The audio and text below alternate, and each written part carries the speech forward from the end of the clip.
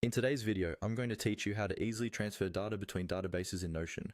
Transferring data in Notion might sound complicated, but it's actually very straightforward once you know where to click. In this walkthrough, I'll guide you through the process step by step, and I'll also share a few tips so you understand what's happening and avoid accidentally losing anything important. Let's start inside the Notion database where your item currently lives.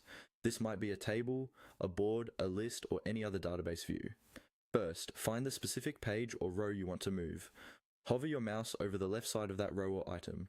You'll see a small icon with 6 dots appear. This 6-dot handle is what you'll use to manage that item. Click on the 6 dots. When you do that, a context menu will pop up.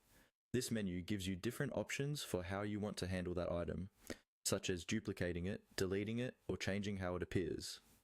Since we want to move this item from one database to another, we're going to focus on the option that handles relocation. In that menu, look for the option labeled Move To. Go ahead and click on Move To. This is the key step that tells Notion you want to transfer the item, not just copy or rename it. After you click, Notion will open a list of available destinations within your workspace. From here, you can choose the database or page where you want this item to end up. Take a moment to double check that you're selecting the right destination, especially if you have multiple databases with similar names. Once you select the new database, Notion will automatically move the item there, preserving the page content and properties as much as that destination database allows.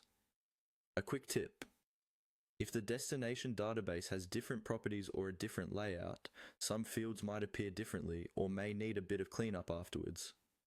It's always a good idea to open the moved item in its new database and confirm that everything looks the way you expect.